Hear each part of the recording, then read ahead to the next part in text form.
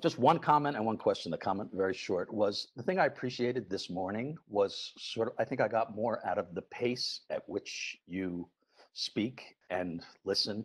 And it just, I feel like I'm in such a hurry always that just me, just hearing and being part of it just slowed me down. And I kind of just sank into a Yeah. different pace of my life, which I have the golden opportunity to experience more and more these days. Yes. So Good. I, Good. I appreciate the nudge that being with this group gave me.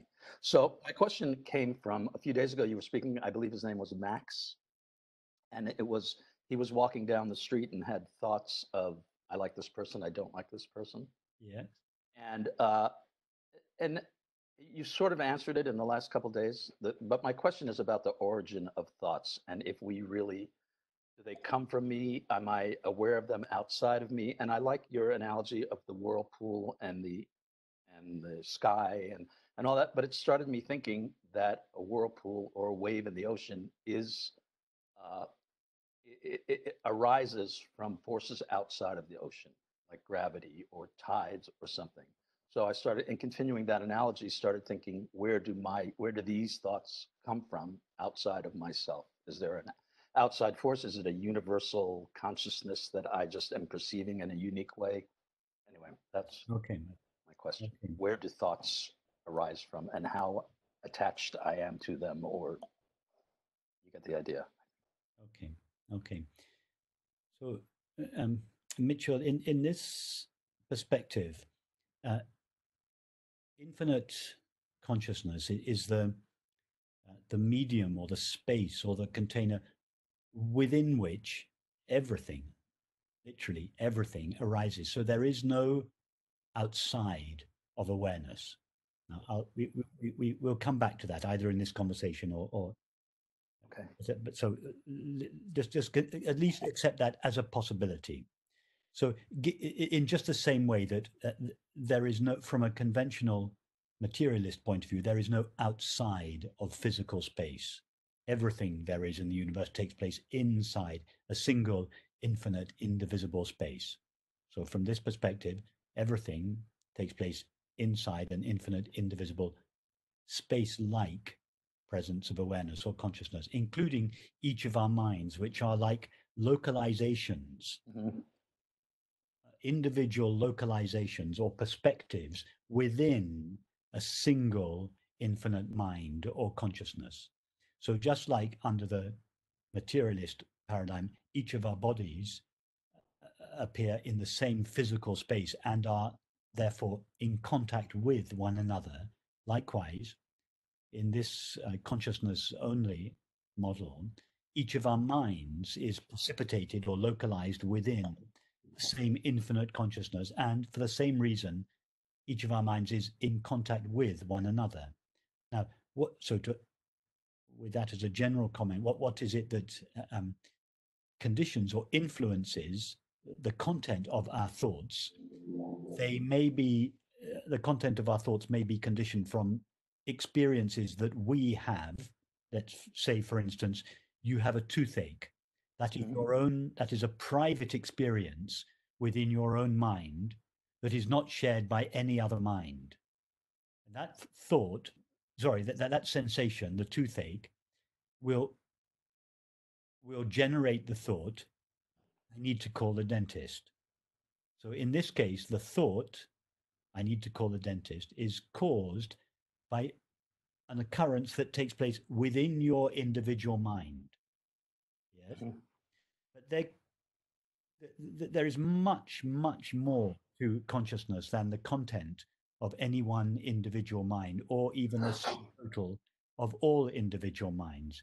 And some of the thoughts in our mind are generated by events that take place outside our individual mind and yet still within the collective consciousness, namely the coronavirus. That is not simply a situation within your own mind. It's a situation that is shared by all minds. And that situation, which is outside your mind, but inside consciousness, generates thoughts within your own mind. In other words, thoughts may be caused by occurrences that happen inside your mind or outside your mind, But in both cases, they take place. They are all the events that cause your thoughts take place in consciousness, because there is nothing outside consciousness. I'm working on that, but wouldn't in my mind be part of the consciousness as well? Absolutely. In my mind and out of my mind seem to be absolutely similar concepts. You're absolutely right. Your own mind is just a temporary localization of the only mind there is, which is infinite consciousness. Mitchell, by way of analogy, imagine a piece of white paper. Okay. Onto that piece of white paper, draw with a pencil in your imagination a circle with a dotted line, a perforated line. Right. The white paper represents infinite consciousness. The tiny perforated circle indicates your individual mind. And now imagine drawing another perforated circle next door to your mind, in close proximity to your mind. That would be your daughter's mind. And now imagine drawing 7 billion perforated circles, and 7 trillion if you include all the animals, on the same piece of white paper. They would represent all the finite minds of all the people and animals in the universe. Each circle would be a temporary localization. Each circle would enclose a certain portion of infinite consciousness, but because each circle is drawn with a perforated line, each finite mind is in touch with all other minds. So you're right, your own mind is within consciousness, and because the boundary of your mind, in fact, your mind has no boundary, but if you imagine it having a boundary, that boundary is porous, which enables it to absorb influences across its permeable membrane, so to speak. And another place from which another realm of experience which influences or causes your thoughts is your own past conditioning. The experiences you had in childhood, for instance, condition the types of thoughts that arise in your mind. All sorts of influences, internal and external to your own mind, influence the types of thoughts you have, but they all arise within consciousness. Okay. Am I responding to Yeah, your absolutely. Just when you were speaking to, I was thinking is perhaps the goal of our existence is to make that perforated line more porous and allow more. That's a very nice way of putting it. Yes, or making it more porous, so that imagine some very dense minds. You would draw their minds with a circle that almost no space, yeah, almost a complete solid line. That no minds are completely impermeable, but some are a little more dense than others.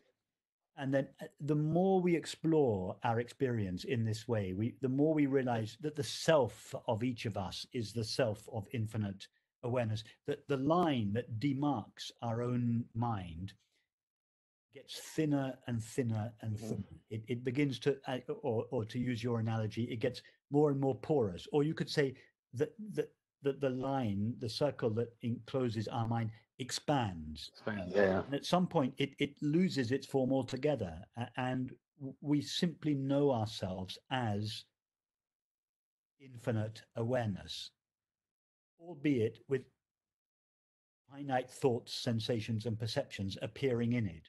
But there is no longer a personal boundary.